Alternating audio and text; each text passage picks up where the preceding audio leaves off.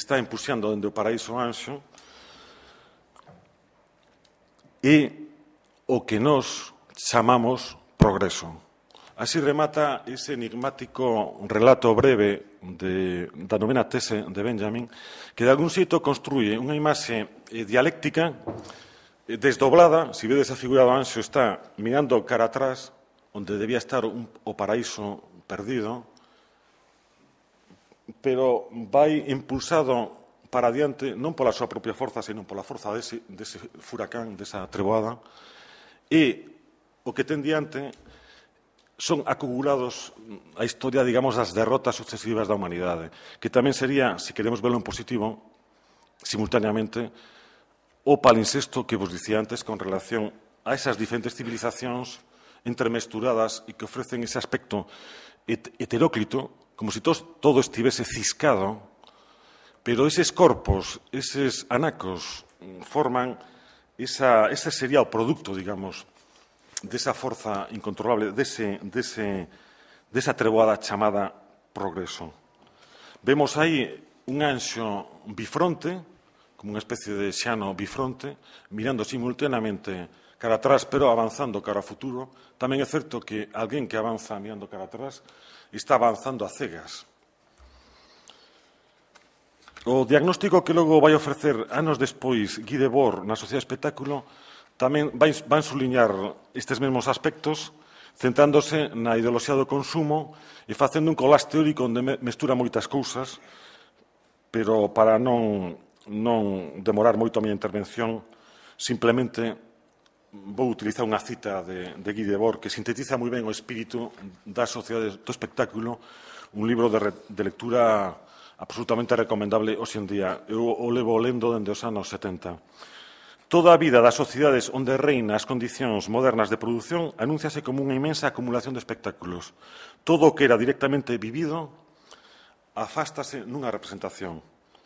Todo o libro son píldoras conceptuais como esta e por iso paga a pena lelo. Non? Modernidade líquida, sociedade licuada, incertidume global, ámbito cheo de turbulencias, escenario tóxico, realidade transxénica, iconosfera audiovisual, metáforas que vemos pois día sí, día non? Son palabras ou frases raras, expresións inicialmente desconcertantes, pero que vemos que se utilizan mesmo na prensa. Non? Axeito de metáforas da modernidade tardía, a época na que vivimos ten recibido moitas acepcións diferentes. Posmodernidade, sobremodernidade, tardocapitalismo. Son moitos os términos que tentan apreciar unha realidade convulsa que algún xeito non se deixa nomear. O máis difícil hoxe, quizáis, non é atopar as respostas, os interrogantes que temos, senón que o drama do noso presente que se cadra non somos quen de artellar as propias preguntas. Non sabemos tan siquera cais son as cuestións esenciais. O que sí, desde logo, dende unha perspectiva humanista, ou, se queredes, de antropoloxía elemental, o que sí parece claro que as coordenadas básicas do ser humano afectan as nocións de espazo e tempo. As decisivas coordenadas espazo-temporais, se queredes facemos unha macla como fai a física moderna con eso, as decisivas coordenadas do espazo e máis do tempo foron fondamente alteradas. Ambas as dúas nocións teñen sido profundamente alteradas, sufrindo unha mutación radical. A velocidade, o culto ao presente, artellan unha fascinación hipnótica polo torbeliño dinámico da inmediatez, por ese turbillón, digamos, da inmediatez. A nosa é unha paisaxe de velocidades, de fluxo, de vértigo, a instantaneidade incesante case a xeito de premisa, case como se fose unha premisa. Todo isto, como sabemos, tivo na historia da arte moderna unha repercusión literal. A arte ven ser dun sismógrafo que recolle toda esa pulsión. Estética da desaparición, se queredes, utilizando a referencia de Paul Virilio, non? Para definir esa incesante transformación do ser humano como unha especie de frecha que sometida a esa aceleración histórica da que vos falaba. Iso atopámoslo no cubismo, no futurismo, no dadaísmo, no constructivismo, ao longo das vanguardas históricas e mesmo no actual paradigma da chamada deconstrucción tamén aparecen ese interés en trazar un mapa que recolla a convulsión, un mapa dinámico, dai eses ángulos, esas dislocacións, non? Esas desestructuracións, e dai o propio alcume de constructivo que en realidade xa ten un carácter en certo xeito negativo, tentando captar a través dese mapa simbólico conflictivo a realidade crítica desa realidade social conflictiva tamén, non? Esa deriva, non? A obsolescencia aparece case como unha lei que convirte en efímero todo. Vemos, por exemplo, na arte a tendencia cara ao efímero, as instalacións. Algúnas veces, xa máis que de instalacións, temos que falar de escaparatismo, que sería un ismo, o escaparatismo, porque son cousas que moitas veces non teñen unha dinámica seria detrás, non hai concepto, sino que simplemente un exercicio narcisista que supón un pequeno apoio, digamos, o eu do artista, pero non hai unha auténtica enerxía transversal e de transpersonal que ten que haber sempre nas esculcas artísticas, non? O anxo da historia de algún xeito de Benjamin avanza cara adiante e non se detén a mirar para atrás. E aí onde aparecen que con relación á arte, e Iago decía que faláramos algo deso, aparecen unhas contradicións que se reparade simplemente no que representa o concepto de museo e o concepto de centro de arte, aquí o vemos mesmo no propio museo que temos en Santiago, non? Vemos como o concepto centro fagocita o museo, de acordo que hai limitacións de espazo. Non, pero non só eso, non? Porque iso podería haber, como fan no Bubur, noutros sitios, mostras parciais da colección. Non, obedece a presupostos ideolóxicos dese capitalismo apresurado que vos falaba antes, non? Que de algún xeito contamina todo. Tamén arte, e mesmo arte que aparece como subversiva, como revolucionaria, digamos. Hai que ir alén da maquillaxe e das diferentes disfraces, non? Entón, hai que vemos? Vemos as contradicións, a dificultade para manter ese carácter duplo, centro-museo. Aquí mesmo tivemos xornadas interesantísimas, están o libro verde que se fixo. Aquí o Consello, nese sentido, fixo varias veces reflexións 10 anos despois. O que vemos é a dificultade, por un lado, para que dende posicións regresivas entendan que o patrimonio da arte contemporánea é un patrimonio como outro e que hai que acelerar, digamos, o rexistro do tempo, porque ten que ter algo de sismógrafo, de acordo? Pero logo non pode ser unha caricatura dun sismógrafo un centro e recoller como o latexio do que se está facendo, non. E, sobre todo, o que non pode un centro é políticamente incidir na propia creación, porque é unha manipulación, entón aparece a figura do artista títere. Pero, bueno, esos son temas máis complexos, non? Pero, sí, pero no debate, si queredes. Con relación ao que estamos vivindo, como definirei esta situación? En general, no mundo noso. Enfermos de imaxes, estamos enfermos de imaxes, unha patoloxía nova. Nunca tivemos que soportar tantas toneladas de imaxes e de palabras baleiras sobre as nosas cabezas. Enfermos de imaxes que nos atravesan, instalados nunha superficial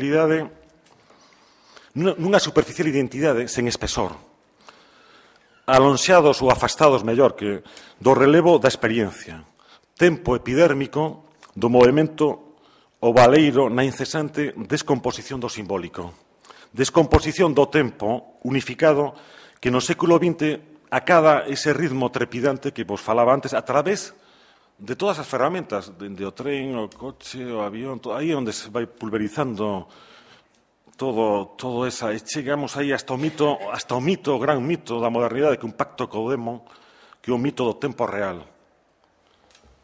Que, ademais, casi sería outro oxímoro, non? Porque tempo real é unha expresión truculenta, pero logo sabemos tamén.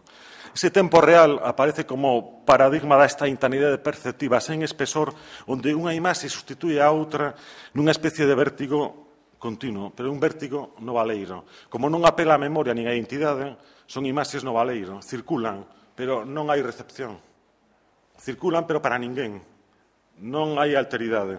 Ese é o gran drama da crise da mirada que estamos a vivir. Con relación ao tempo, a ese tempo maelstrom, ese tempo remuiño que todo devora, non? Esa sensación ao tempo agónica tamén que estamos a vivir. Que ten pasado? O espazo-tempo, as coordenadas do noso chan antropolóxico foron dinamitadas. Figura como se instalaran todas as certidumes, como si fósemos abducidos nunha voráxine total. Junger, nun contexto dramático e terrible, falou de movilización total. De algún xeito agora tamén podería servir ese epígrafe. Movilización total, cara a ningures, non sabemos ben a onde vai. Existe a mesma presión trepidante dun nomadismo forzado e irreflexivo. Non se sabe ben a onde se va. O importante é moverse, non? Hai unha premisa de circulación, de alta rotación, non? Vivimos tempos onde a incertidume, a complexidade gravitan case como conceptos paradigma. A hora de enfrontarmos a calquera análise dos comportamentos da situación concreta en calquer país, por afastado que estea do dominio, digamos, occidental, atopámonos cunha realidade labiríntica, convulsa, inextricable, entrelaza dun xeito moi complexo. Caducidade, obsolescencia, reinado do efímero, como unha incesante promesa, ademais, promesa do confort. A lei do desexo traza unha paisaxe de ansiedade xeralizada de ruínas instantáneas, tal como os definía Walter Benjamin. Todo o que se presenta como hipernovedade é unha ruína instantánea. No propio momento cae en picado como cinza sin materia. Esa cinza non orgánica, unha cinza nova, espectral, da nova espectralidade, da nova pobreza tamén, como dicía Benjamin para definir o noso tempo, da moneda devaluada do actual, que tamén o ten escrito el, non? Por iso Benjamin é sempre como un oráculo. A mirada distraída, que dicía el na cidade, no Flaner, que a mirada ao zapping, ese poder vicario, onde o mando a distancia exerce precisamente o poder de dominación ao revés. Nese panóptico invertido que representa o televisor, non? Panóptico era esa idea de Foucault dun eixo de dominio central, de vigilancia. Aquí non, aquí o resultado mesmo, reclusión, espectador cautivo, fronte a unha mirada totalizadora, pero paralizante, de reclusión doméstica, non? Como decía tamén alguén, non?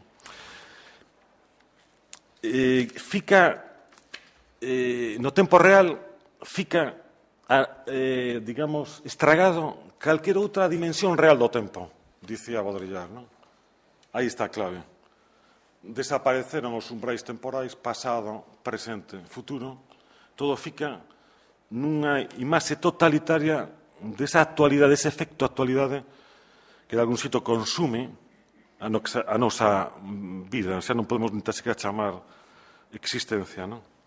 Ese efecto actualidade, que é unha especie de expropiación da realidade, configura a trama do real, a distorsiona e recrea. Calquera outra dimensión da realidade fica anulada, fagocitada na trepidante cerimonia dunha falsa citación ou dunha citación. Vivencia dramática dun tempo maelstrom, como vos dicía, engullidos nun sinistro torbeliño, como un vórtice voraz que todo o vai succionando. Logo, que sucede nese contexto de inmediatez total? Calquera alusión á memoria, patrimonio, fica como caricaturizada, como se fose unha especie de refugallo, non? De algo folclórico, como unha antigüidade aí anacrónica, non? Se aparece, automáticamente aparecen todas as maldicións, non? O máis grave, ademais do tempo, como vos dicía antes, é a erradicación da noción do lugar, non? Vemos como emerxen neoloxismos como o de Marc Roger, tan popular, pero é evidente para calquera de nós ver como a paisaxe afectiva, a paisaxe antropolóxica, o territorio, o lugar, aquí en Galicia que somos millonarios en topónimos, ou éramos, non? Porque de algún xeito tiña Galicia 60.000 lugares que equivale a todo o mapa do resto do Estado inteiriño, non? O sea, que agora ven sendo a mitade, que decir, en función da nomia antropolóxica, non? A noción do lugar entra en quebra a medida que aumenta a superstición tecnolóxica. A referencia ao lugar no sentido antropolóxico e territorial fica prácticamente erradicada por decreto, un decreto tácito, pero absoluto, o sea, autoritario, absolutamente está escrito eso nas tabuas da lei do ADN, digamos, desta modernidade fragmentaria. A dimensión, digamos, conflictiva deses conceptos, desa constelación de conceptos que falábamos ao principio, que son conceptos culturais, fronte a isto é evidente, xa casi non, evidente ese choque de trenes, non? Estarán deseados nun mundo zapping onde podemos escoller un menú que nos leva da óptica azulada do consumo con implicacións quase lisérxicas ao pau perceptivo do shock incesante. Nestes dous extremos, nese vaivén entre o kitsch e o shock, e onde xoga o sistema, esa forza dominante que consiguen con esa polaridade dos extremos, como en calquer batalla, digamos, extremista, toda a realidade auténtica que hai polo medio de todo eso fica desvalorizada, de algún sitio, diríamos que invisibilizada, porque estamos falando de réximes da mirada e de réximes de dominio, e igual que nun campo de concentración o foco, o reflector, ilumina unha zona e queda outra nunha extraordinaria penumbra. O foco de iluminación deste campo mediático do consumo ilumina o que quere, e sempre de acordo aos intereses conxunturais dese poder. E vemos, ademais, como pode iluminar nun contraste radical, non? Pasar sempre xogando con esa óptica dunha especie de promesa de paraíso perdido, que sería sempre o kitsch, a retrovisión idílica de algo aí que está no imaginario. Iso formaría parte do... E logo o shock que se haya atacar o corazón, o impacto emocional realmente nese automatismo, nese conductismo que algún xeito estamos, esa edulcorada ficción publicitaria por un lado e a crúa realidade catastrófica por outro, son os dous polos dese esquema de... E todo o espacio, outro espacio, fica desaparecido e de algún xeito se consuma esa expropiación da realidade que os falaba. E tamén a crisis do suxeito, que é un tema, como sabedes, moi importante para os filósofos, a alteridade, desaparece tamén descea, a desaparición do espazo público, sustituído polo ágora virtual dos media, e propiciando a incesante socialización mediática do suxeito. Pero, bueno, son temas de algún xeito complexos e que eu estou lanzando así de un xeito tamén, se queredes, precipitado, se cadra para definir a precipitación desa mesma vehemencia que nos vai envolvendo, non? Hai unha crisis da mirada e tamén houbo, ao longo do tempo, diferentes estadios da mirada. Regis Debray, no libro Vida e Morte da Imaxe en Occidente, fala de tres momentos da mirada na arte, ou, se queredes mesmo, na prehistoria da arte. Hai unha primeira mirada que cara ao ídolo, o ídolo religioso, o ídolo animista, a figura tótem. Que sucede? Algo moi interesante, que devolve a mirada, que era a noción de aura en Benjamin. A percepción animista fai de que o espectador non é un espectador, é alguén que está participando nunha especie de ritual da mirada, non? Como dicía a fenomenoloxía, aí existe unha reciprocidade, non? Ese primeiro estadio da arte da imaxe sería o estadio da imaxe como obxecto de culto. Logo pasamos na era estética, na era da propia dimensión da arte, da civilización da arte, pasaríamos a unha mirada que, xa dende o Renacemento, unha mirada que apreixa, unha mirada catastral, que apreixa a realidade do mundo, aplica a cuadrícula de dominio e logo tamén, sublimando os procesos da estética secularizada, desactiva o carácter religioso e fica unha mirada de poder dun suxeito que xa ten configurado unhas disciplinas, dai nace todo, nace desde o posto catastral ata... Entón, logo, habería un terceiro capítulo da mirada, que sería a mirada como un virus visual, que é o característico da nosa iconosfera hoxe en día. Xa é a realidade occidental como unha especie de contorna ou contexto audiovisual, non? Que sucede con todo eso para non dibuixar un escenario totalmente sinistro ou apocalíptico? Como todos sabemos, hai sempre un dobre gume. Por un lado, as cousas cortan, por outra, non son tan cortantes, se queremos ser galegos, así. Entón, que hai? Non todo é negativo, hai aspectos indudablemente positivos no mundo dos xoguetes tecnolóxicos.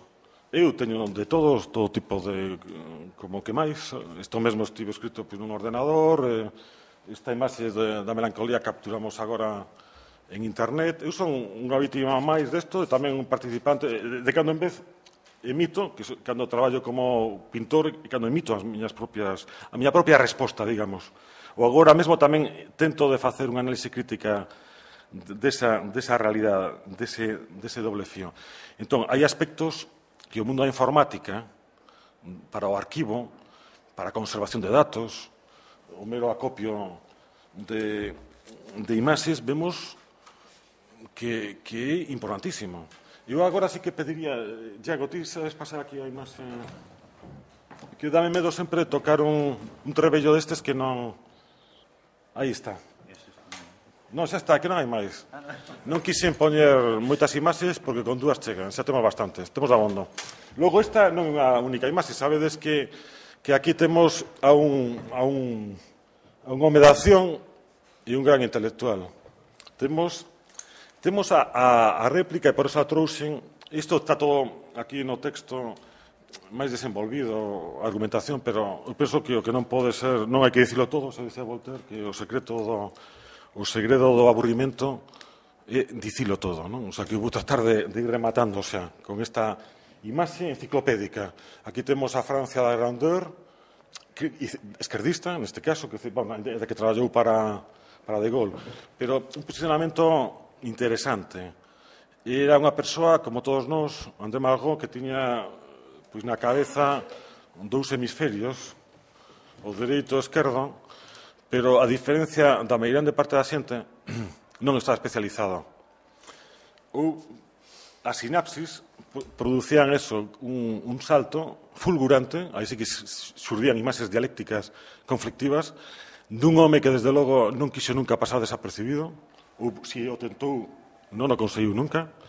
Foi ministro de Cultura, é o caso de César Antonio Molina, agora, que é un poeta do amigo César, non? Un poeta metido a administrador, digamos. E aquí temos, sendo ministro, nun despacho posiblemente ministerial, ministro de Cultura en Francia, cando fai o libro das voces do silencio, que é sobre o Museo Imaginario, este home trae a boa nova, a boa vinda da posibilidade divulgativa, de democratización dos chamados bens culturais, que é o eixo desa idea, que pode ser unha idea que existe en Francia, mesmo hoxe en día ainda se aprecia, e que afortunadamente transmitiron a moitos países, non?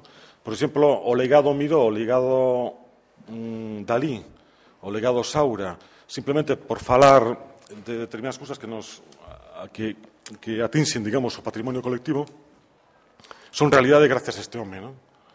Que inventou unha lei para que quedaran en Francia gran parte das obras de Picasso, que en función dos dereitos de transmisión dos heredeiros, non? Esa plusvalía que hai que pagar o Estado, eso que todo o mundo ten que facer nun momento ou outro.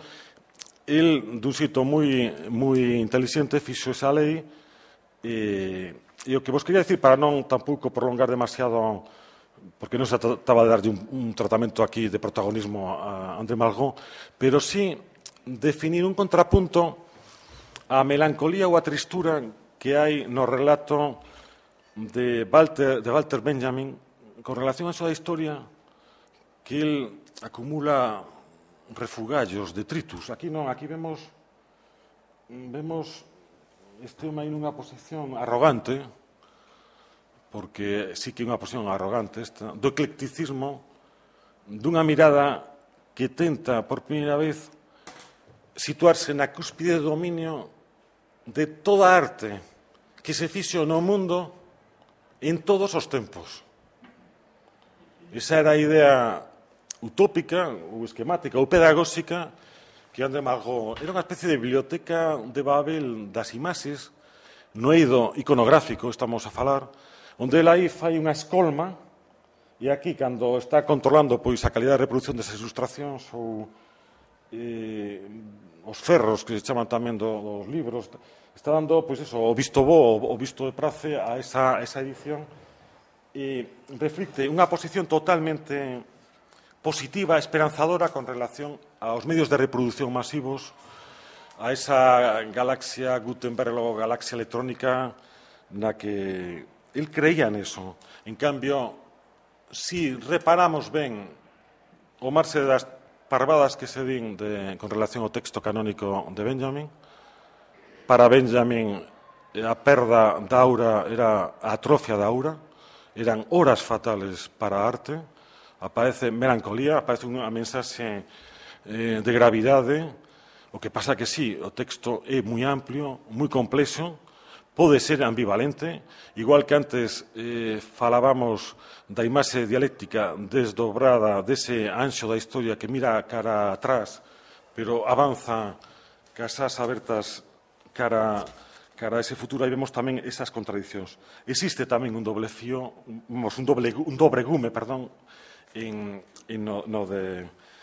dende o punto de vista da arte, vos preguntaredes, e cal sería a posición con relación á arte de todas estas cuestións?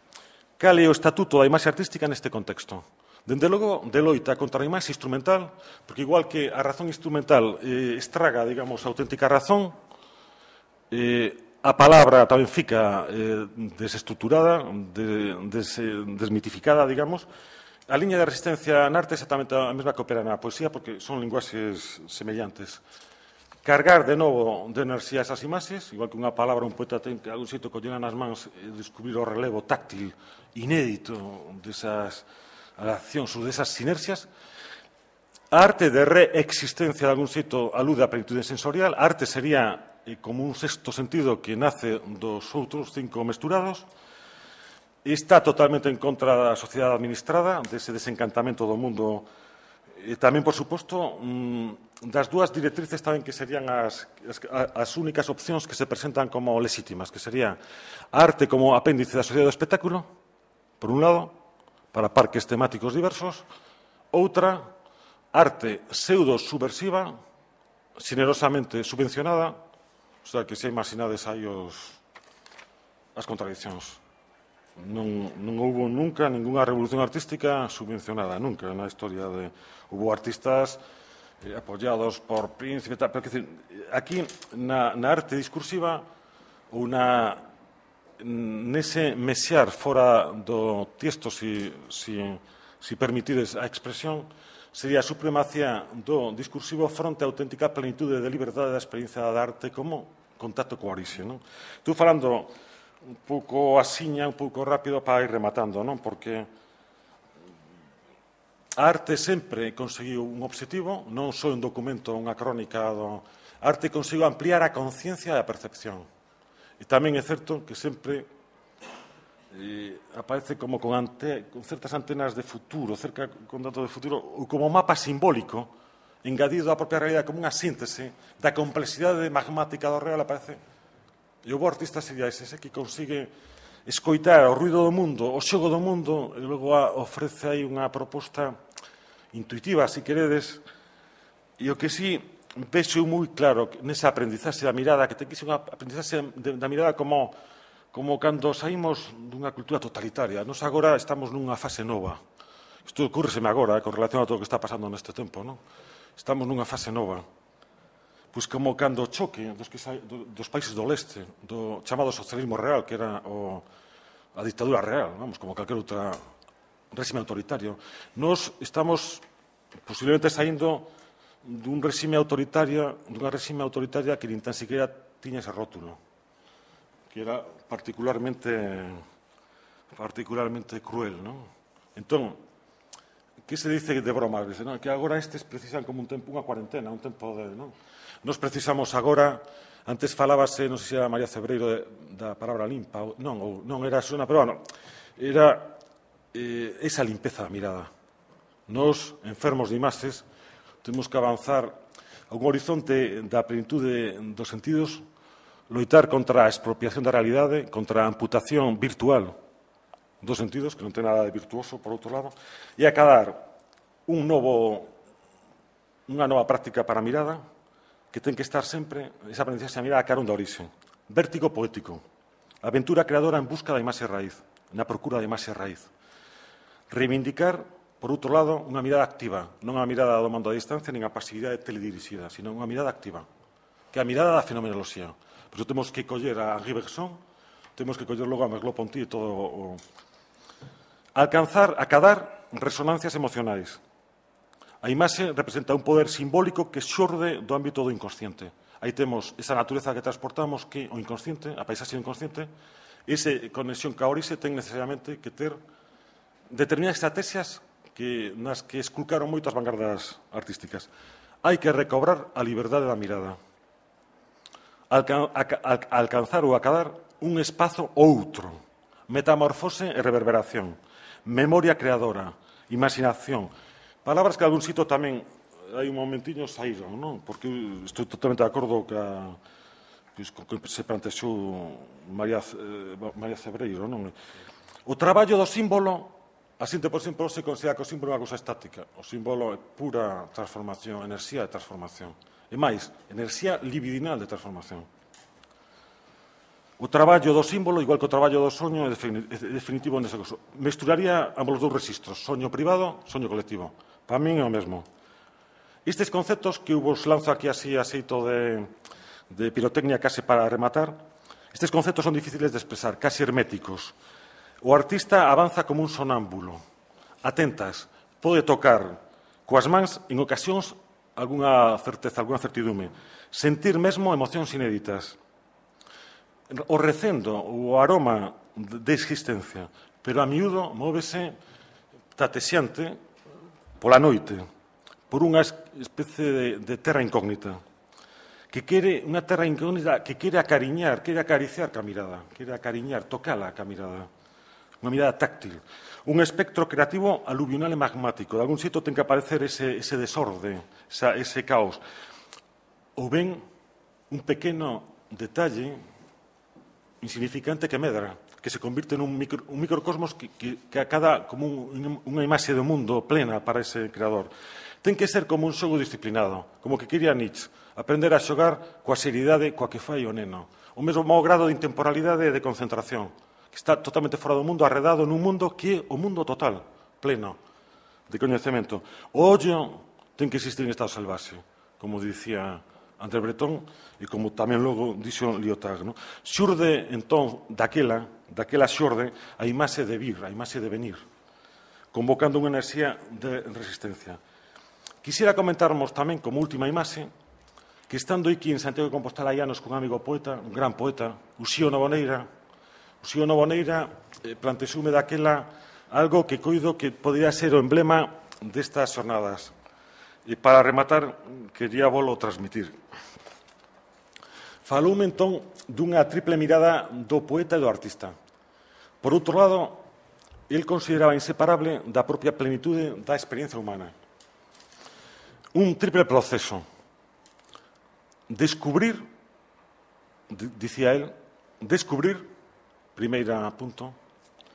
Segundo punto, guardar. Terceiro punto, transmitir. Perdón, donar.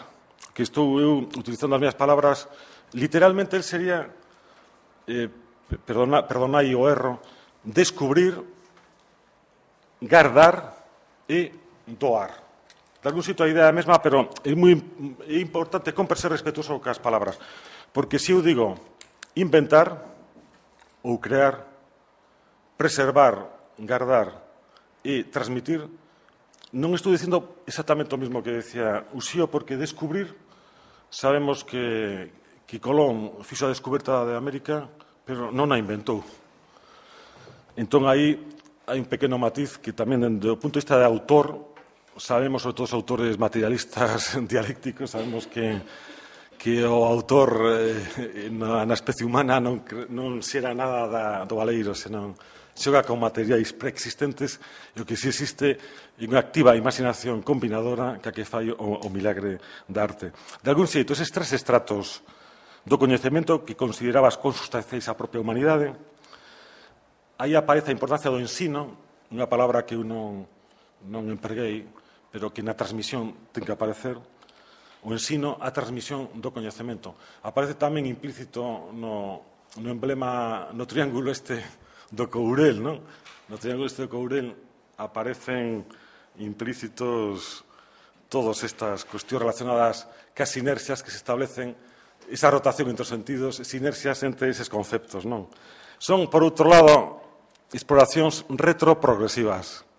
Ten algo como do Anxo de Benjamin. Miran cara atrás, collen dai das cousas boas que hai que conservar. Por iso hai tantos conservadores libertarios, non só en Galicia, sino xente que pensamos que hai moitísimas cousas boas que conservar do pasado, moitísimas cousas que teñen que morrer de morte matada aos seres quecidos, por suposto, pero hai moitísimas cousas que compre conservar. O que non nos poñemos de acordo a xente que de ideoloxías diferentes é precisamente nesas cousas que hai que conservar.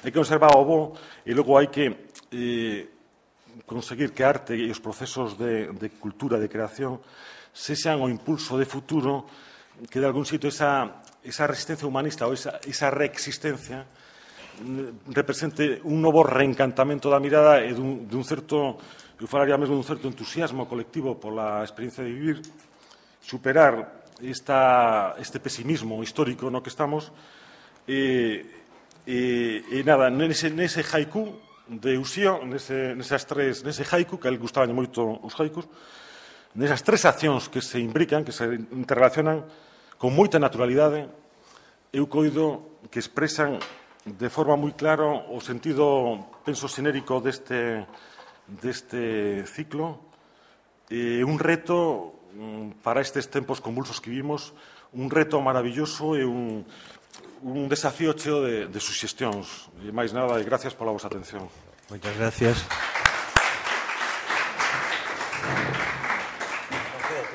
Pero, que pasa? Araceli, perdón.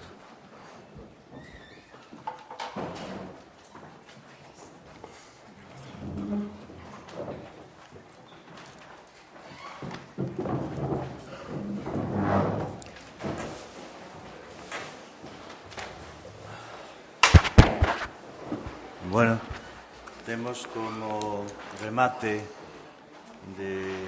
da mañá a intervención de Araceli Pereda como retrucante ou replicante de Antón Patiño. Como a biografía personal de Araceli está na carpeta, vamos, como sempre, salientar o máis significativo. É licenciada en Historia de Arte pola Universidade Complutense de Madrid, funcionaria da Administración Central do Estado, académica correspondente por Madrid da Real Academia de Bellas Artes de San Fernando, desde 1979.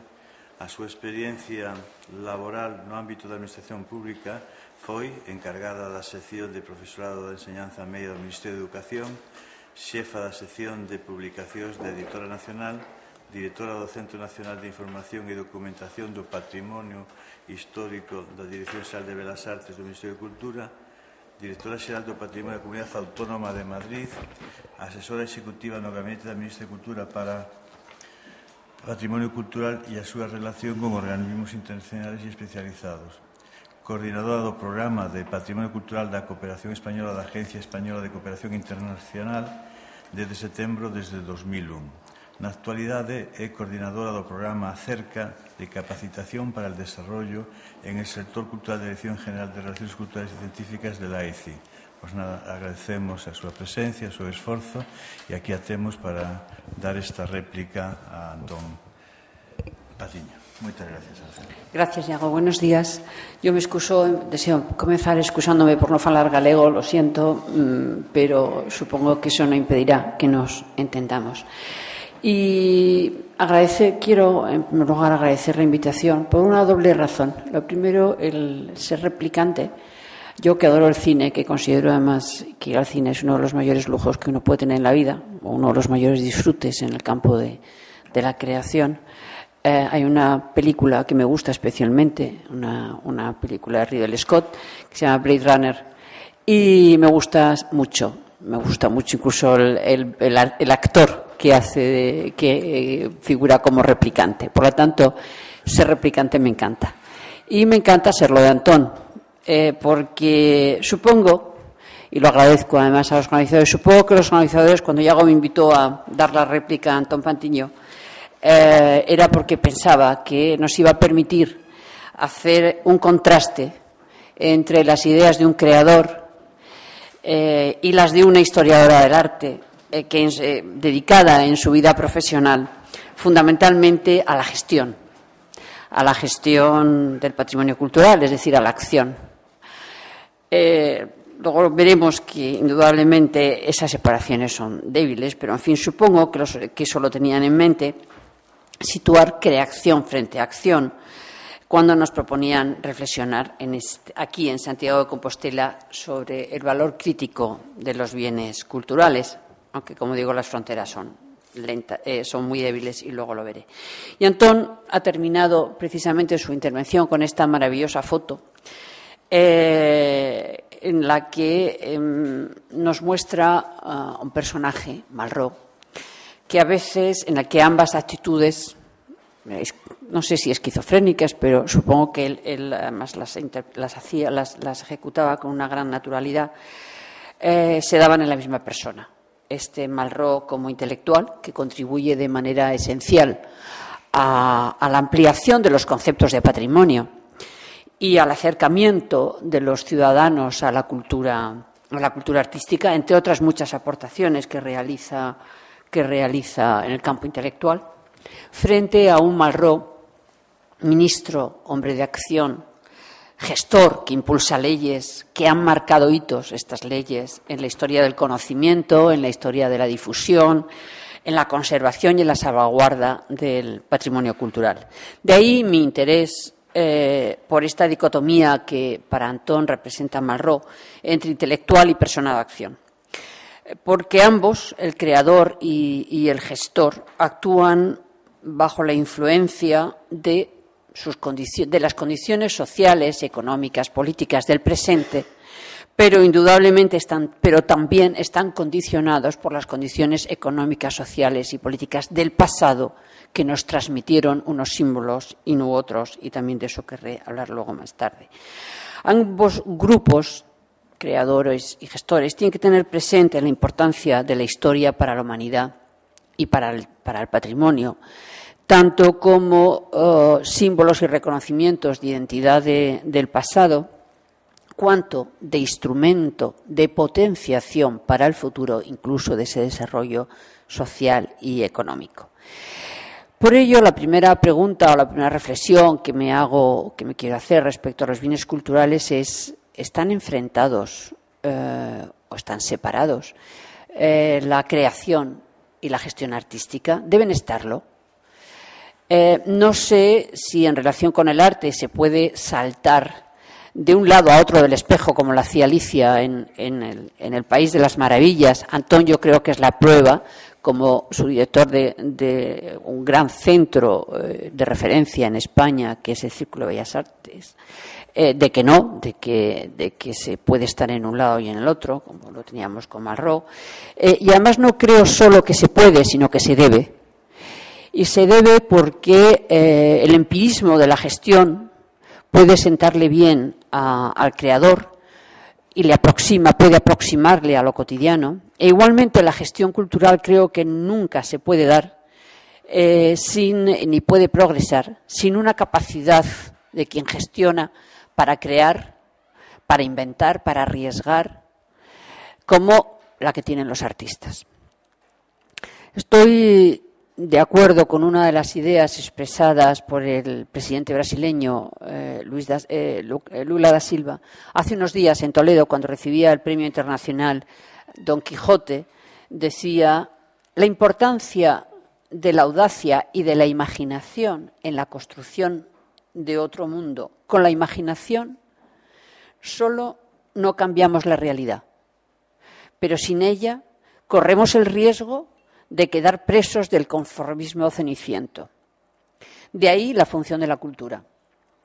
Por medio de ella podemos afirmarnos y expresarnos como hombres y mujeres libres. La cultura ilumina, es factor de inclusión social, de ciudadanía, de afirmación cultural y colectiva. En el mundo globalizado de hoy, la cultura fortalece la soberanía de identidades nacionales y, sin embargo, es también portadora de universalismos. Fortalece lo individual y las identidades nacionales y es portadora de universalismo. Y este es el primer punto de reflexión que me sugería la intervención de Antón Patiño. Y mi segunda reflexión tiene también relación con otra idea que se expresaba en ese mismo acto de Toledo por Carlos Fuentes. Carlos Fuentes decía: toda gran obra nos propone imaginar.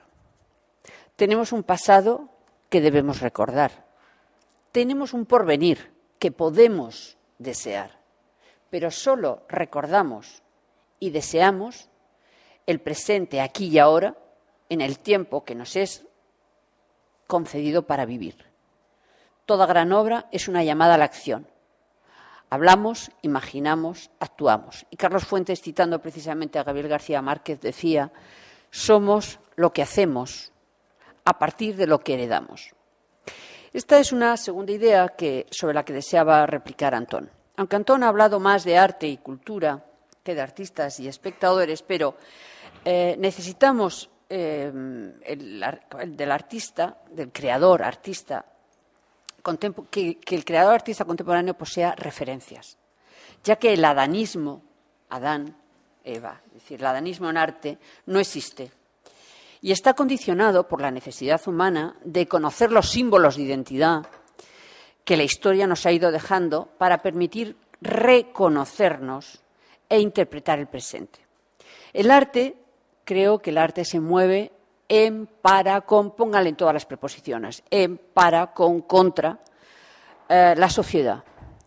Y la sociedad, es el resultado de su pasado y de su historia y de las condiciones sociales, políticas y económicas que lo crearon.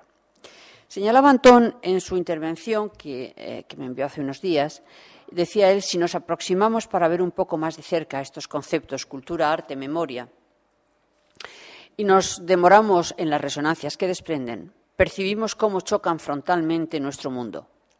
Con un contexto social sometido a una aceleración histórica sin precedentes y una incertidumbre global que parece socavar todas las certezas, como si del sosiego de la duración y de un consenso en torno a ciertos valores establecidos pasáramos a un escenario de desorden y de radical mutación. Conceptos, por lo que vemos, demasiado lentos para tiempos de urgencia y precipitación irreflexiva. Escribías tú lo que me mandabas, Antón. Este vértigo innovador y este conocimiento superficial de la instantaneidad perceptiva que Antón señala, creo que puede encontrar un contrapunto de equilibrio en la memoria. La memoria entendida como la concebía Platón y la expresaba en su Fedro. Decía: los discursos que posee el hombre que sabe no son estériles, sino que tienen una simiente de la que germinan otros discursos en otros caracteres, capaces de transmitir siempre esa semilla de un modo inmortal. En este caso, la imagen producida por el creador, que es producto de su propia emoción, puede conmover a otros y generar en ellos una experiencia distinta y propia, relacionada con su propia memoria personal. Es decir, cada uno lo va a interpretar en función de su propia memoria personal y de su capacidad para sentir e interpretar lo que sus sentidos le transmiten. Porque la memoria no es una acumulación de datos, es decir, de objetos materiales, sino un proceso de integración de conocimientos nuevos adquiridos en la experiencia anterior acumulada, en el concepto platónico de Fedro que les decía. Por lo tanto, la memoria necesita de la experiencia anterior, de la herencia inmaterial, para ser tal memoria. Por eso, un patrimonio no es nada sin su contexto, ya sea un paisaje urbano en la ciudad, un paisaje agrícola, una extensión al territorio, un museo en un determinado, una obra dentro de un museo en un determinado contexto, es decir, el arte existe y perdura a la luz de la interpretación que proporciona la acumulación de experiencia, la memoria. La gente puede mirar y no ver, la gente puede oír y no escuchar, puede tener información y no tener claves para interpretarla. Por eso hay veces que es muy fácil, ¿por qué los populismos a veces tienen tanto éxito y a veces la racionalidad tan poca, ¿no? Entonces, terminado este apartado dedicado a la memoria y a la importancia que en nuestra vida tiene la existencia, pervivencia del patrimonio cultural, con dos citas, una de Norberto Bobbio en El tiempo de los derechos, que nos decía: no podemos dejar de interrogarnos sobre el destino del hombre, así como no podemos dejar de hacerlo sobre su origen. Y solo podemos hacerlo escrutando los signos que nos ofrecen los acontecimientos. Es decir, origen y destino, pasado y futuro, escrutando en la memoria que nos transmite el patrimonio a nosotros en el presente, o para entender nuestro presente, o como lo expresaba Antón finalizando su intervención en las palabras del poeta Uxío Boneira, guardar, inventar, transmitir.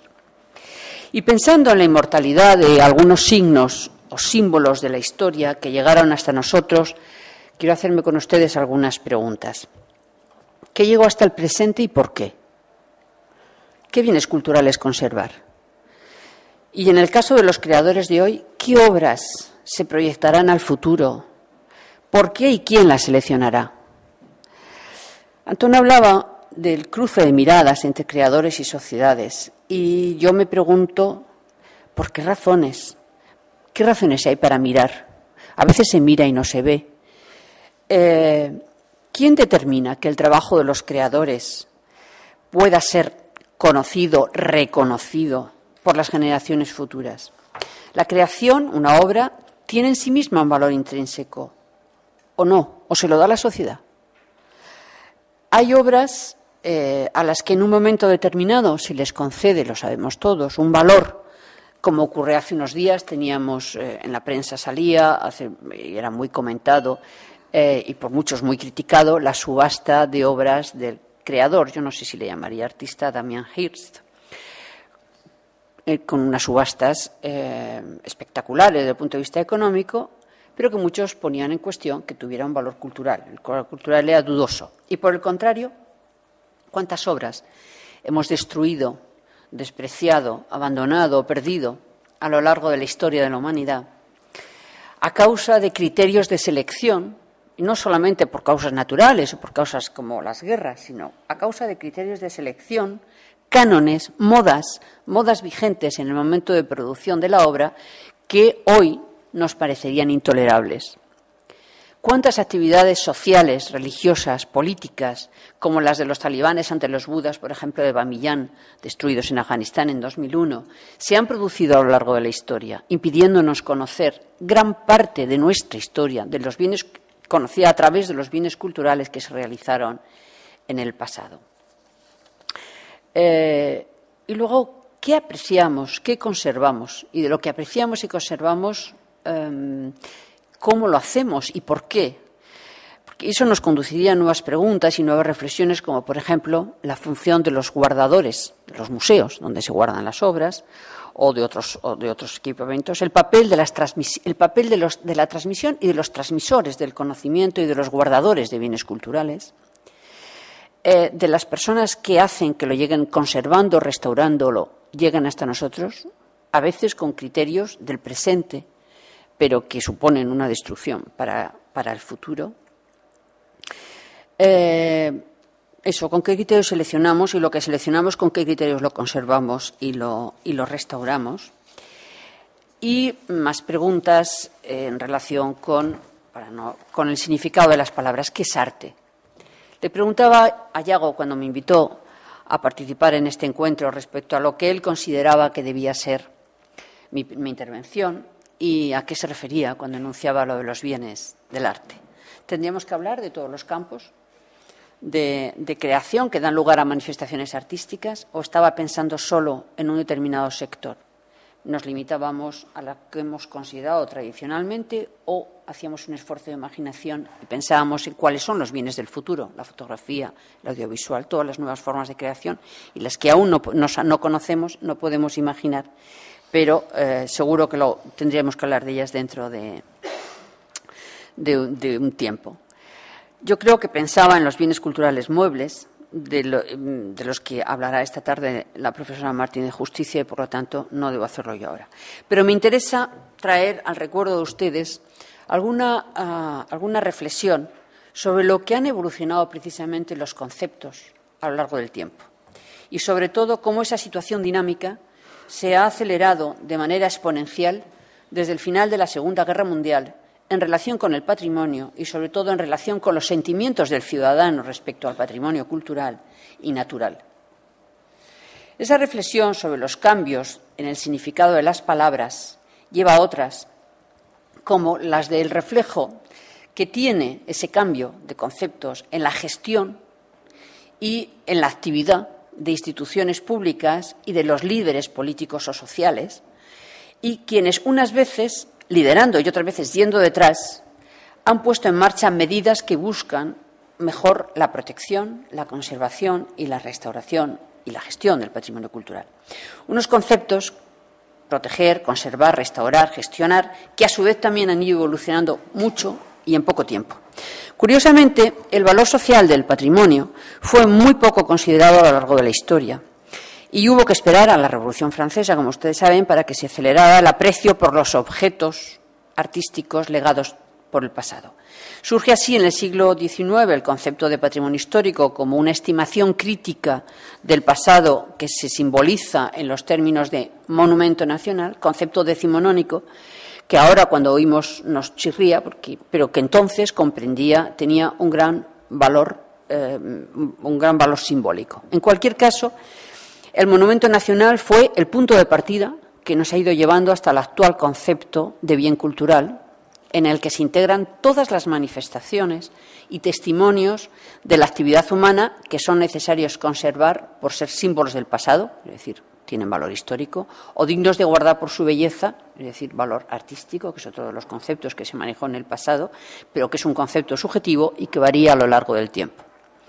En los dos últimos decenios ha crecido continuamente el número de categorías consideradas patrimonio cultural. En la actualidad, UNESCO trabaja con los países interesados en la protección del patrimonio inmaterial, entendido como los usos, representaciones, expresiones, conocimientos y técnicas, junto con los instrumentos, objetos, artefactos y espacios culturales que le son inherentes, que las comunidades, los grupos y, en algunos casos, los individuos reconozcan como una parte integrante de su patrimonio cultural.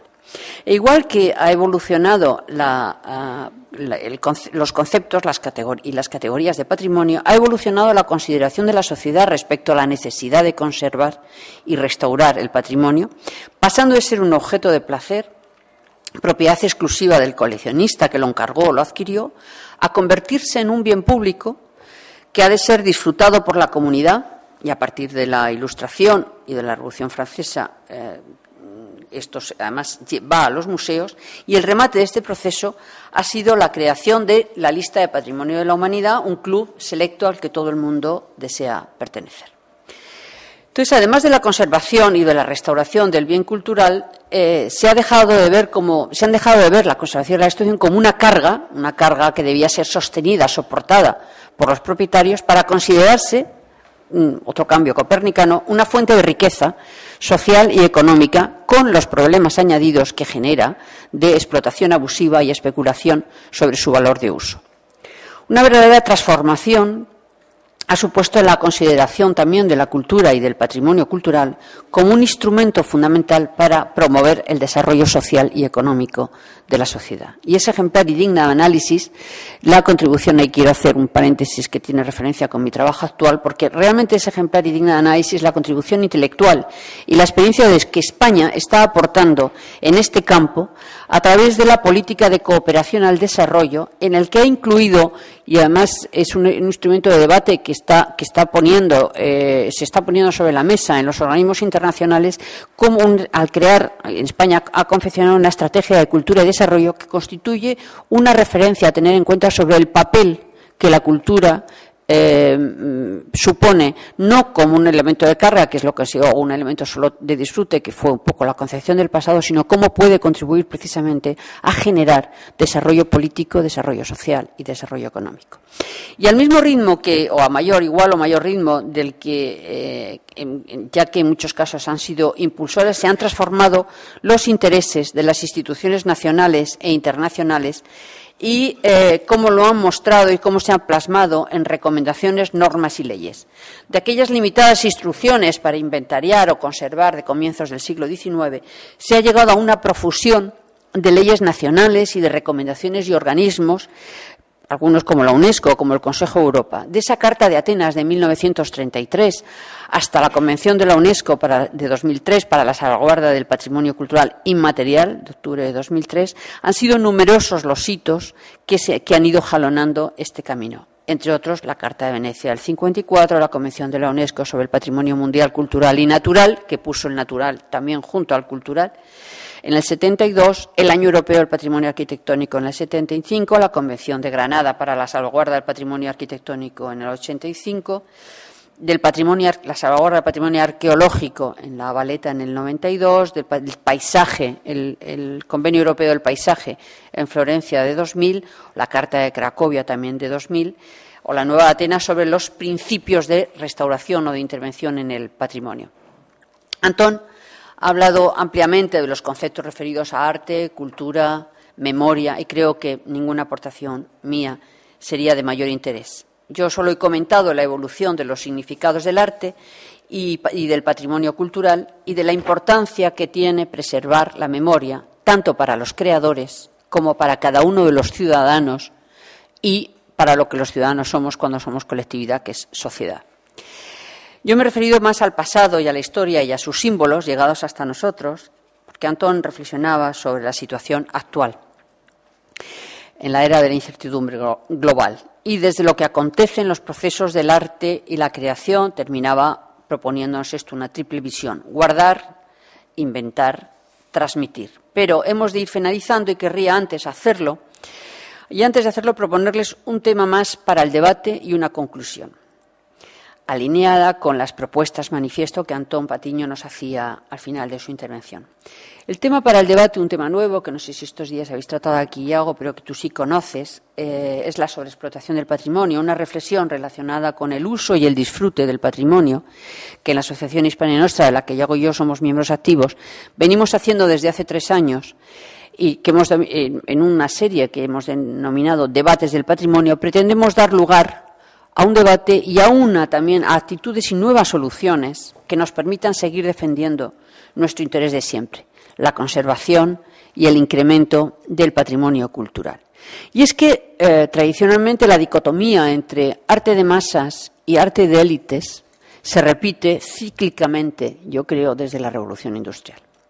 Y en esa corriente, desde hace varios años, algunos profesionales relacionados con la conservación del patrimonio nos sentimos afectados, preocupados, inquietos, atrapados a veces por la posible contradicción que se está produciendo entre conservar el patrimonio e incrementarlo para las generaciones futuras y facilitar el acceso al mismo promocionando masivamente su conocimiento. Reflexionar sobre esta posible sobreexplotación de los bienes culturales, fomentando intercambio de opiniones con todos los sectores profesionales, creo, les dejo aquí lanzado ese debate por si lo quieren asumir y continuarlo. En Madrid lo hacemos una vez al mes.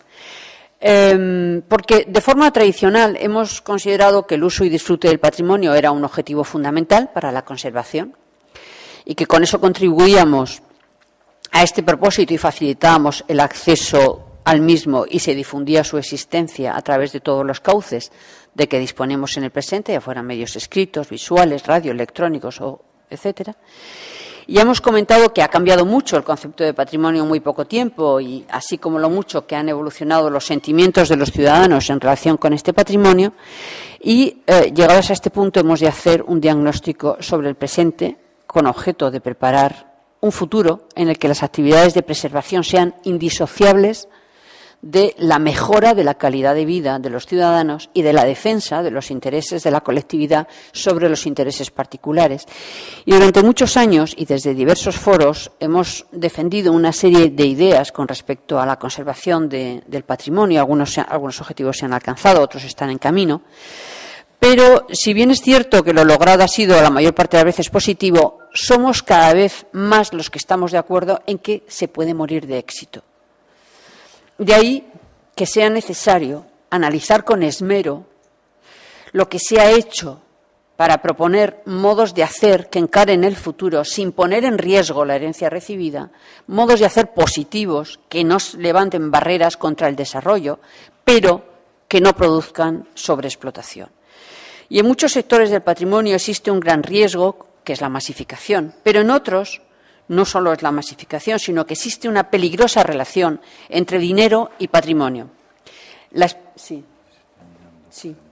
Vale, venga. Pues la especulación inmobiliaria no solo de edificios y monumentos, sino también de paisajes y espacios naturales. El comercio del arte muchas veces como auténtico expolio. El blanqueo de dinero que encierra a veces detrás de actividades de conservación de patrimonio, a veces muy ligadas a la promoción del turismo cultural. Y Santiago yo creo que es un buen exponente para hacer la reflexión sobre las ventajas e inconvenientes de la protección, del fomento del turismo cultural. Entonces, solo para concluir, y con esta conclusión que pondrá fin a mi intervención, pretendo volver al enunciado del foro que nos ha convocado aquí estos días, es decir, el valor crítico de los bienes culturales, proponiéndoles una nueva concepción de los bienes culturales que trascienda la idea de reconocimiento del pasado y de los símbolos culturales producidos a lo largo de la historia de la humanidad para convertirlos no en símbolos que se aceptan pasivamente, sino en medios de transformación de la sociedad. Un cambio de mentalidad en el que, al pensar en patrimonio, se produzca no una asociación mental no solo con el hecho físico, el objeto cultural mueble, inmueble, reconocible y valorable en función de criterios económicos, estéticos, sociales u otros, sino también y de manera mecánica asociemos patrimonio con un hecho intangible.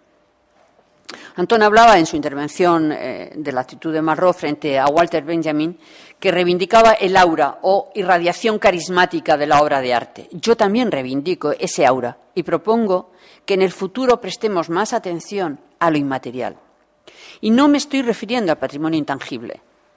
También preservar por ejemplo, preservar la vista, la visión que se encierra en un entorno, en un paisaje, ya sea urbano o rural, a los que considero inseparables de un monumento o de un conjunto. Es decir, la visión que tengo de la ciudad antes de entrar en Toledo, o de Salamanca, o en Santiago, o en Ávila, o en Soria, o la ciudad vista desde los tejados de la Catedral de Santiago, me parecen inseparables de su valor histórico o artístico y del valor que puedan tener indudablemente los monumentos o los conjuntos o los sitios. Y la emoción que me produce el modo de mostrar una pintura o una escultura en un museo me parece que contribuyen a mi capacidad de percibir o de disfrutar la obra. Por lo tanto, reivindico el valor inmaterial de un paisaje cultural, de una perspectiva para contemplar un monumento, porque implica trascender el hecho físico del bien cultural para considerar que también forman parte del patrimonio otros factores que le dan valor y que suelen estar ligados con valores espirituales, no materiales, no físicos, como es la percepción, la memoria, la identidad. Apreciar el patrimonio me parece, una actitud ante la vida y una necesidad vital que no se compartimenta en sectores o especialidades o en tipos. Bien es cierto que esta actividad vital no es innata, y se perfecciona a través de la educación y de la información. Y quizás con esa actitud, que es la de convertir el patrimonio en una necesidad vital, consigamos subvertir determinados valores sociales en los que priman el valor económico y político, ante esa justificación que a veces nos ha sido la gran justificación para destruir nuestro patrimonio, y no hablo solo del patrimonio cultural, también del patrimonio natural, por ejemplo, en nuestras costas, esa justificación coartada de que hay que generar puestos de trabajo y eso justifica el destrozo de paisajes y de territorios y de ciudades. Es decir, esas a veces demagogias que ocurren porque y además se justifican porque se considera el patrimonio solo un hecho físico. Si pensáramos en otras cosas como los valores espirituales, estas actitudes de expolio no estarían justificadas. Y por lo tanto, para ello creo, para alcanzar estas cosas, por supuesto que hay que cambiar los valores sociales, cambiar los indicadores de éxito social, hay que incrementar la educación como medio para la libertad, como decía Serrat, amo, lucho, hipervivo, hay que incrementar la difusión por profesionales cualificados, críticos. La cultura no es un negocio, ya lo sé, pero necesita estar financiado. Y por eso deseo que estos 25 años del Consello de Cultura Galega sirvan para establecer un hito que sea una referencia en cuanto a la concepción de la cultura, en la que los bienes culturales adquieran un valor crítico, transformador de la sociedad, donde adquieran también valor lo espiritual. La cultura tiene un valor espiritual y no solo se tengan en cuenta los productos materiales. Gracias por su atención.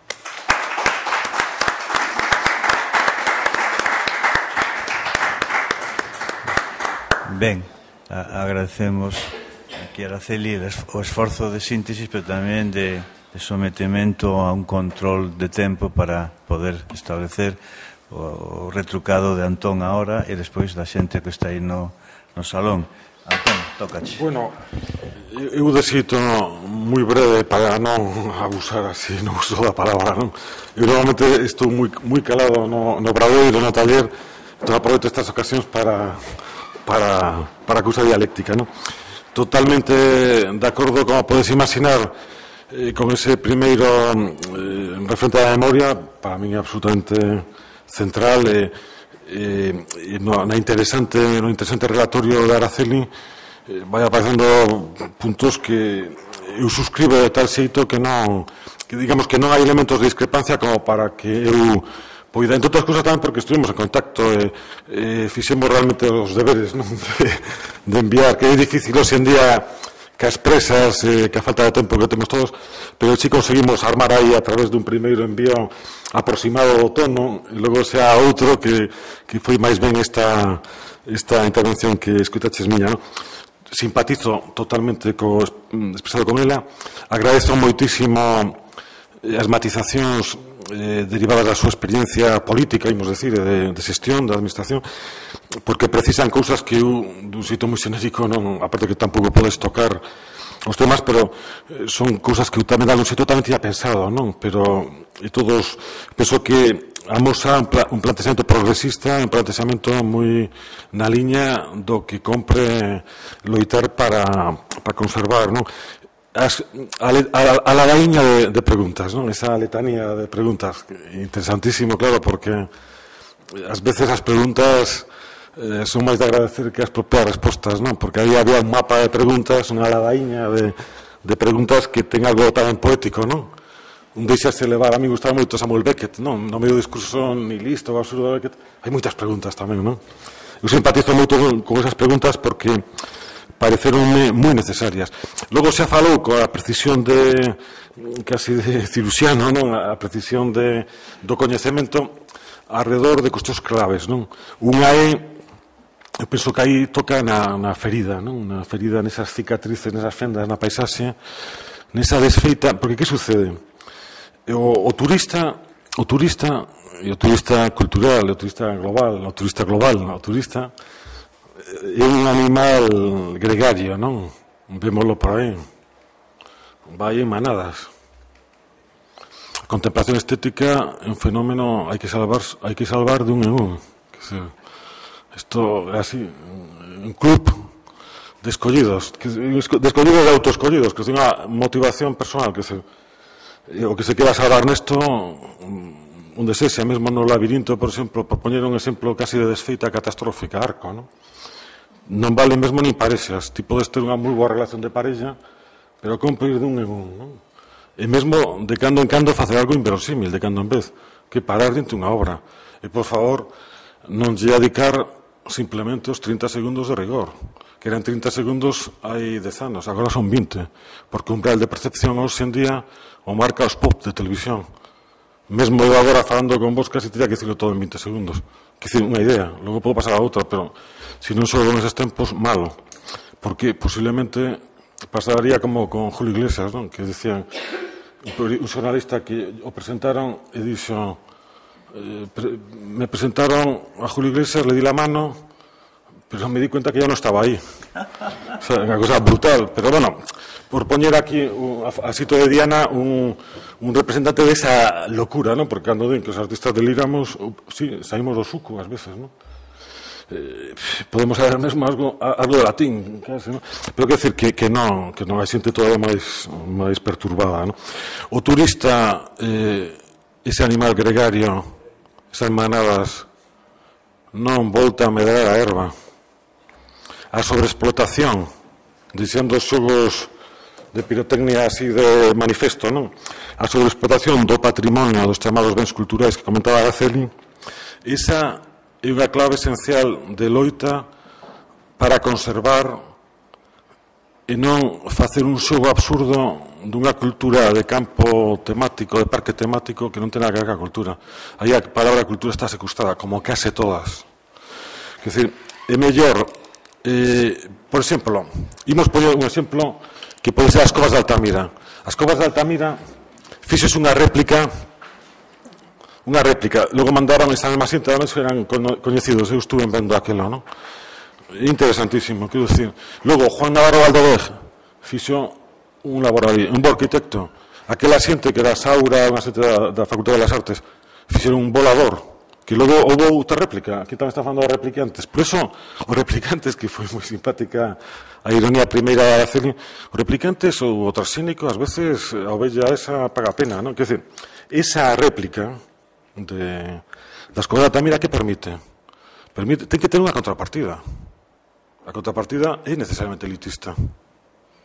Elitista non, se queredes con H, pero quero dicir que ten que haber xente que poida entrar a ver o bisonte, o bulto. Ten que haber xente que poida entrar aí neso, non?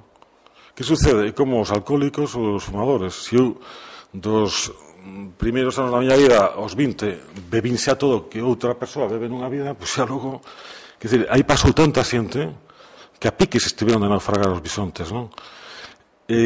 Agora temos a posibilidade de acceder á réplica. Que condicións lle poñemos facendo preguntas a xente que un alto que se teria que dar unha cualificación espiritual, xa que falamos aquí de intangible e do metafísico, teria que ter un carné metafísico. Por exemplo, eu pediría para poder entrar a ver as Covas de Altamira, por facer unha broma, que coñeceran as obras completas de María Zambrano, non? Pero que ser, eu, por exemplo, casi estou seguro que podería entrar aí nesas covas, non? Además, eu teño interés como pintor. Outra boa cousa sería, por exemplo, no seu defecto, Heidegger. O sea, pasamos das sendas do bosque a bosque da mística castelá, o que sea, pero que algo moi serio, porque o que estamos falando é do imaginario. Toda a arte moderna naceu aí. Os bisontes, arte prehistórica, nun principio a xente non deu creto, dicen que eran falsificacións. As señoritas de Aviñón son coetáneas dos bichos de Altamira. Foi un neno o que fixo esa descoberta, unha nena, unha nena, a neta de Sautuola, non? Entón, quer dizer, do mesmo xeito que na película Ceo sobre Berlín, e se vai de anxos isto, se cada por casualidade, só os nenos reparan naquilo que hai ali, non? Entón, que vos podo decir? O turista en manada non volve a medrar a erva, porque ademais, como van cas cámaras, eso van a velo logo, pero logo, cando noutra vida. É esencial o concepto de sobreexplotación, a ilusión que fixo esta cidade, no marco que nos atopamos, esencial, está en xogo a supervivencia cidadá, política desta cidade. As conexións que ela fixo foron magistrais no sentido de que cultura, desenvolvemento económico, ou cando dixo dinero e cuartos e patrimonio, que son unha parella mal avenida ou conflictiva, dinero, patrimonio, relación tormentosa, cando menos, como cultura, desenvolvemento económico. patrimonio, turismo cultural. Pode ser interesante ou non, se cadra, aquí estamos tamén co espellismo este galáctico dese gran hombre que aterrou aquí, non sabemos ben como, da man dun exministro do dictador, non? Fora un exministro do antigo dictador. E aquí temos unha superproducción americana e temos tamén toda unha reflexión moi complexa alrededor dese tema, o sea que, non sei, é mellor que participe a xente porque a mí me ocurren moitísimas cousas, pero por favor, se queredes facer algunha intervención. Sí, veña. Podes dicir o teu nome para que quede grabado? Buenos días, son Emilio Ucha. Básicamente quería facer unha pregunta, máis ben unha reflexión a Celi Pereda, porque, bueno, a mí pareceme que o sistema que utilizou de remitirnos tamén preguntas e tal é moi interesante. É un sistema, digamos, a mayéutica, que eu a utilizo tamén frecuentemente porque considero que é moi esclarecedora no eido, digamos, pedagóxico. Entón, por referirme concretamente á última das propostas que nos fai sobre esa necesidade de unha transformación, digamos, do inmaterial na concepción dos bens culturais por algo que sexa, en fin, o sea, rachar coa concepción actual extensiva, capitalista, en fin, por outra moito máis, digamos, solemne e ao mesmo tempo moito máis, digamos, espiritual. Claro, para min a pregunta que se me plantexa, a dúbida que se me plantexa é quen tería que facer ese movimento, non? Vostede fixo, pois, algunha referencia aos críticos, pero lle transmito esta pregunta. A administración tería algo que facer neste campo? Desde a súa experiencia como funcionaria, teño advertido pola lectura do seu currículo, considera vostede que a administración podería asumir esta función pedagóxica? E no suposto de que o fixera, cal sería a súa valoración? Un pouco futurista. Considera que a administración sería suficiente para introducir esta nova idea?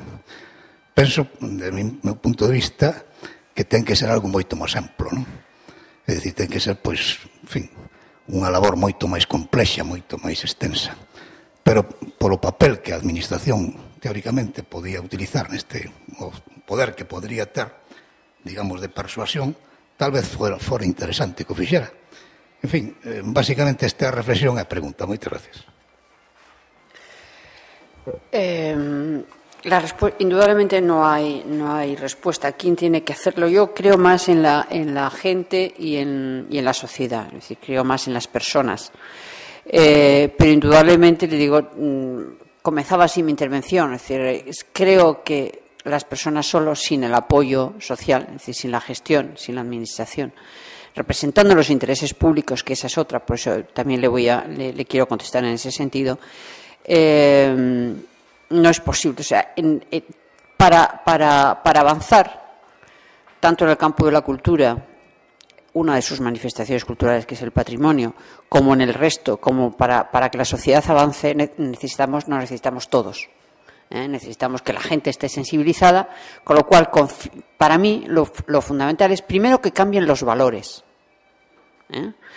Entonces, vivimos bajo la presión de los valores económicos, de la inmediatez de una serie de cosas. Entonces, si lanzaba esta especie de SOS, es para que empecemos a hablar de otra manera y a ver si vamos boca a boca contándonos que hay otros valores que no son solo el dinero.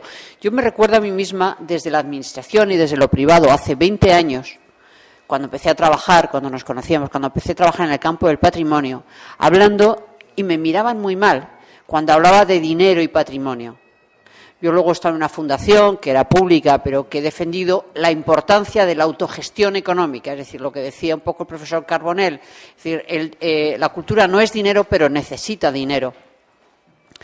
Y he sido, ya le digo, un poco profeta en el campo de lo del dinero y el patrimonio. Y ahora estoy preocupada por lo que está pasando. Es decir, yo ahora justo estoy en el otro lado diciendo es necesario pero no escondamos y por supuesto el dinero es necesario para tener casa, para poder comer, es necesario tener un trabajo, por supuesto, pero a veces se utiliza de manera falaz y se dan una serie de valores sociales que hacen que la transformación, que la sociedad vaya hacia sitios como es en el campo del patrimonio natural y cultural. Hemos visto cantidades de ayuntamientos diciendo, es que con esto yo lo siento mucho, cambio la plaza, tiro el monumento porque esto da trabajo. Sí o no, lo hemos visto, hemos destrozado costas porque eso da trabajo, indudablemente, y el trabajo es necesario. Entonces, hace falta que la administración sea sensible, hace falta administraciones cultas, hacen falta gestores cultos. Hacen falta gestores cultos y hace falta muchos profesionales y muchos creadores trabajando en la administración. Pero hace falta una sociedad demandante que presione, que le diga a sus representantes, bien sean políticos o sociales, es decir, no olvidemos la importancia de los medios de difusión, no olvidemos la importancia que tienen los comunicadores. Porque hay gente que no tiene, quizás pueda estar fuera del contexto político o del contexto de un contexto social, pero desde luego está metido a veces en su ordenador, etcétera. Entonces, es necesario también que la gente presione y cambie los valores y diga esto no, o sea, esto así no. Porque hay modos y modos de hacer las cosas. Entonces, indudablemente no se puede frenar el desarrollo y no se puede utilizar como coartada el patrimonio para frenar el desarrollo social de los pueblos, pero tampoco se puede sobreexplotar. Es decir, eso nos sirve siempre para justificar cualquier cosa. Entonces, ¿qué tiene que hacer? Yo creo que es una combinación muy difícil de educación, de profesionales cualificados en la gestión y de demanda social, es decir, de que haya que la sociedad considere que cuando la sociedad ha dicho esto es el valor y esto de hecho la evolución que ha habido en patrimonio, en el concepto de patrimonio y en las actitudes ha sido consecuencia, yo creo, en gran parte de la presión social. Muchas veces los políticos han ido por detrás y no por delante en la salvaguarda del patrimonio. Por lo tanto, a su pregunta difícil, compleja, todos, sí. Sí, diga.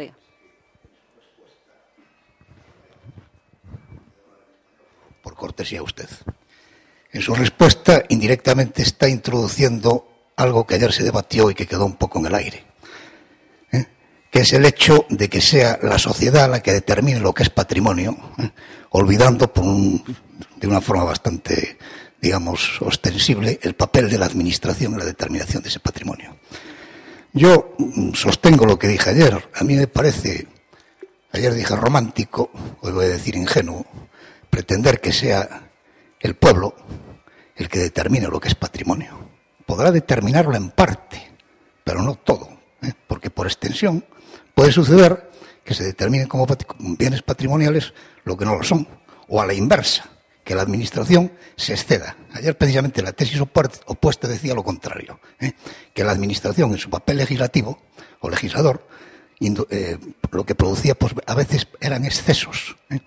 Yo repito lo que dije ayer y lo mantengo.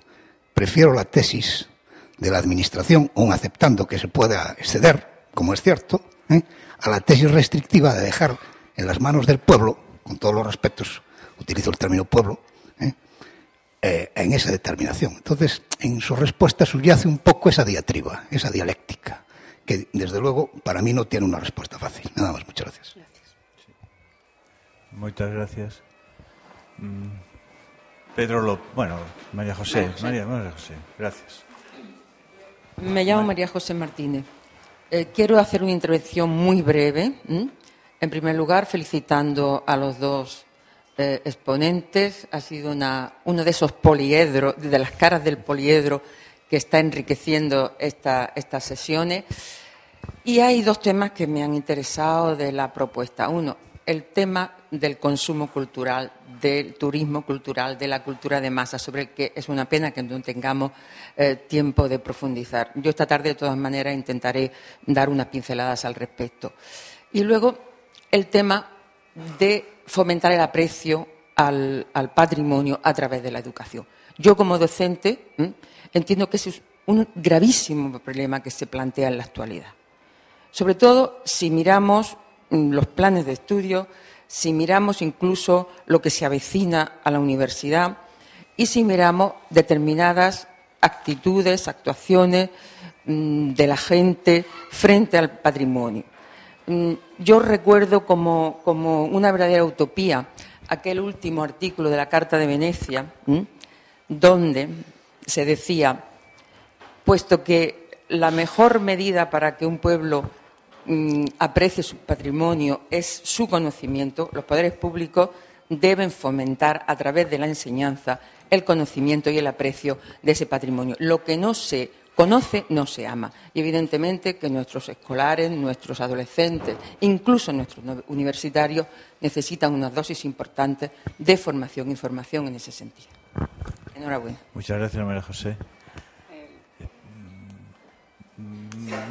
Da lo mismo el orden. Dame, Pedro López, por favor. Pedro López, bueno, felicitar al ponente y a la retrucante por sus exposiciones. Yo creo que todos compartimos en buena medida lo que se ha manifestado aquí. Sin embargo, yo querría hacer un par de preguntas muy breves y también una consideración.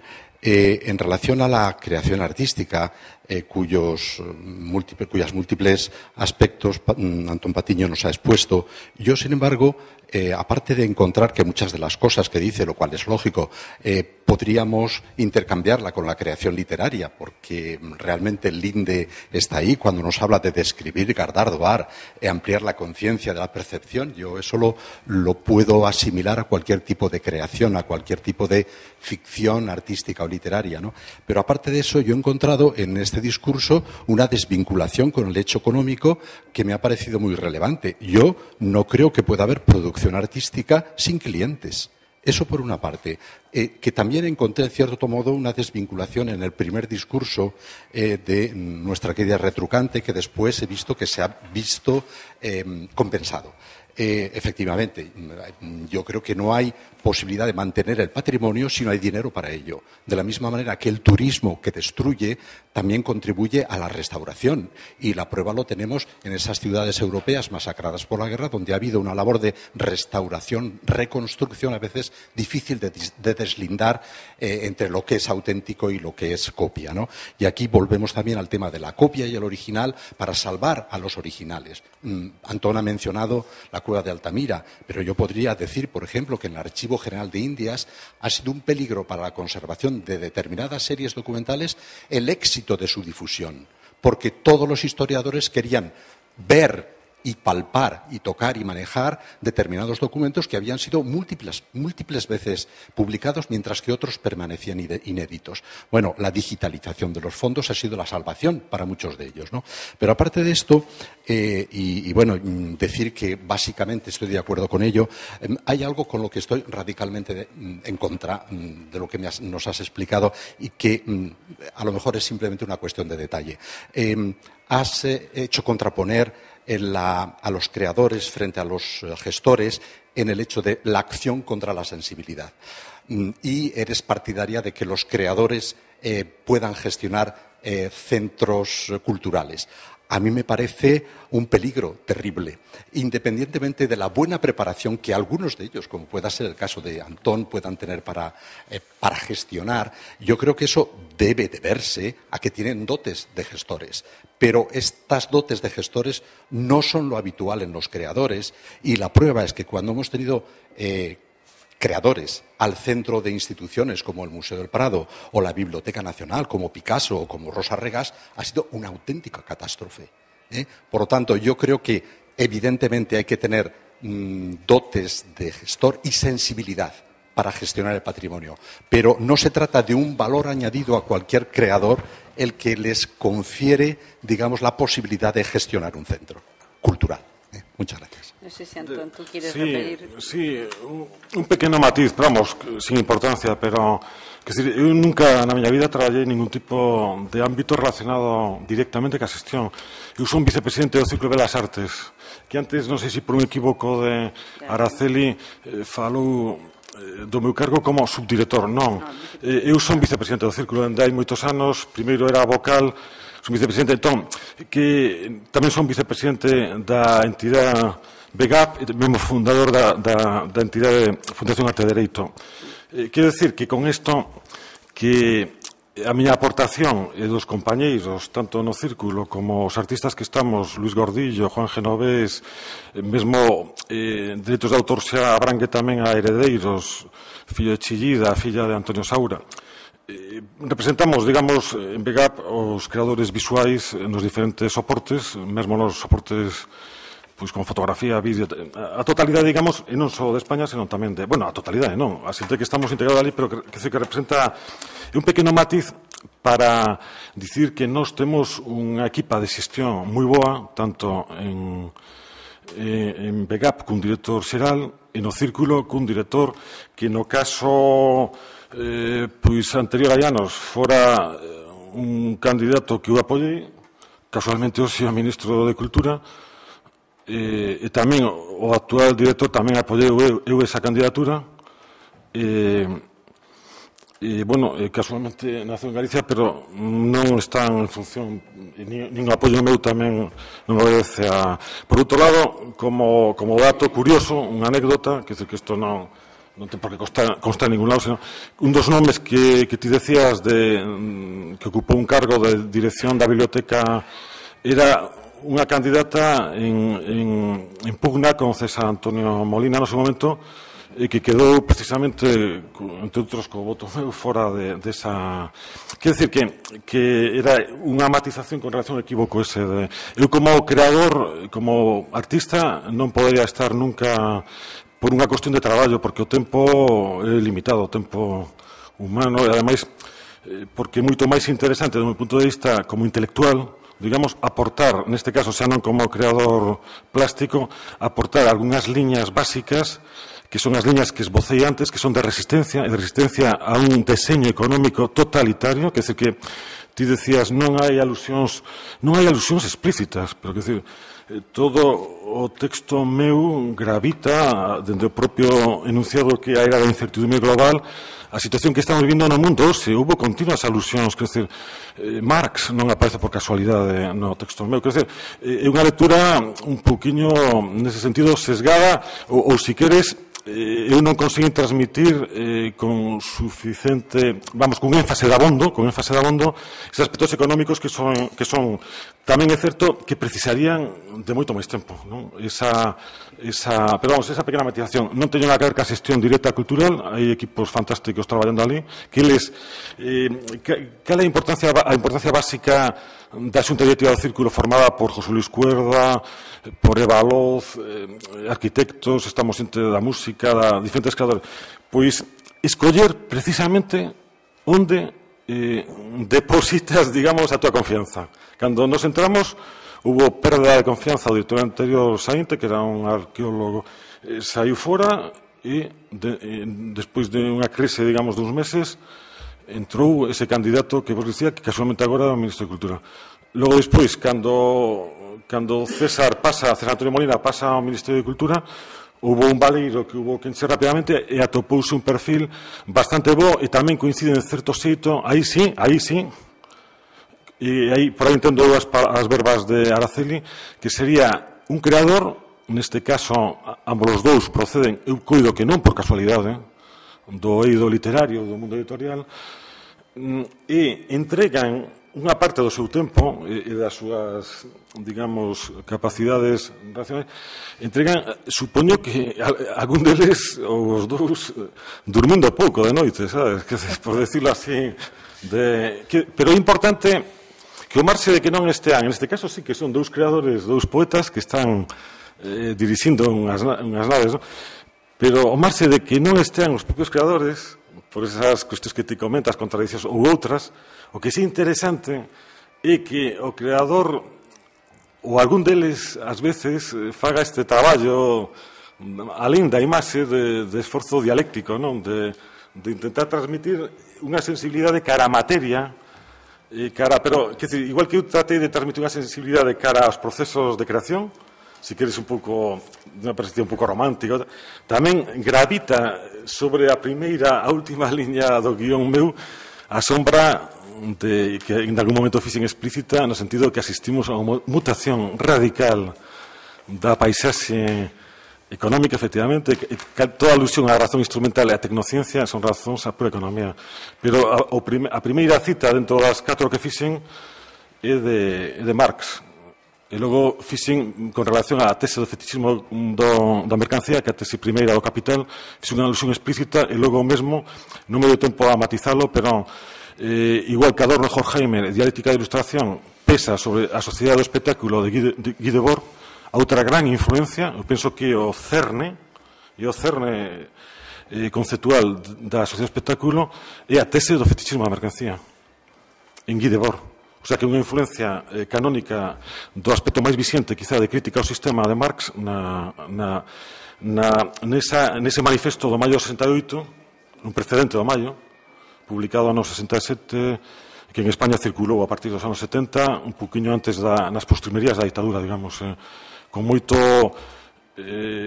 repercusión, e que hoxe en día o deseño, digamos, desa utopía materializada estamos vendo agora.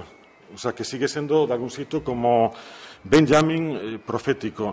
O caso de Mago sí que expresaría tamén esa dualidade de home de acción de alguén que soupo, ou por ambición, por vaidade, non sei exactamente por qué, pero sí que conseguiu marcar máis, se queres, no eido teórico político, de administración, que no eido literario.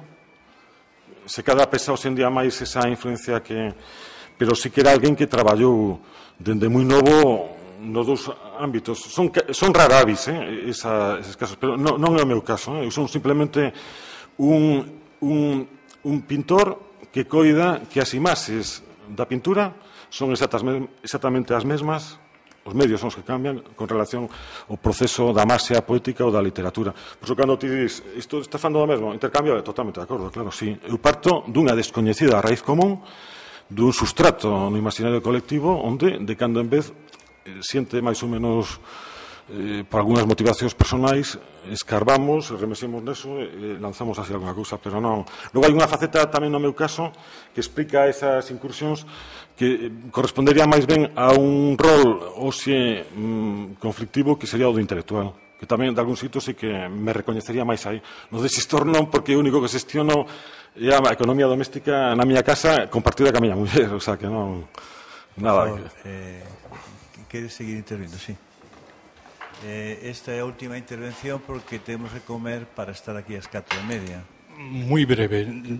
Soy Domingo Sánchez Mesa y no intervendría porque ya oigo la gaita y creo que tiene un horario concreto a la hora de comer.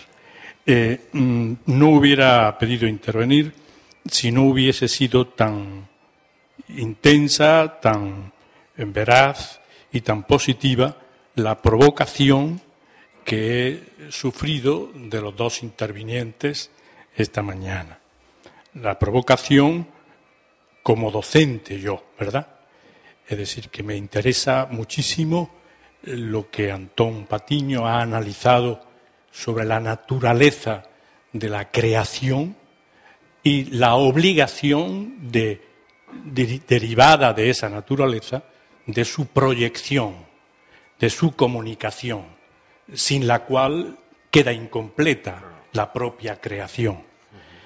Y por otra parte, concluyendo en André Malraux, que me parece enormemente significativo que nos presida este coloquio con su reflexión, lanzándonos la idea del museo imaginario, ¿verdad?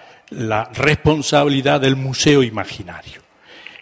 Y esa responsabilidad del museo imaginario concluye en la obligación de la educación.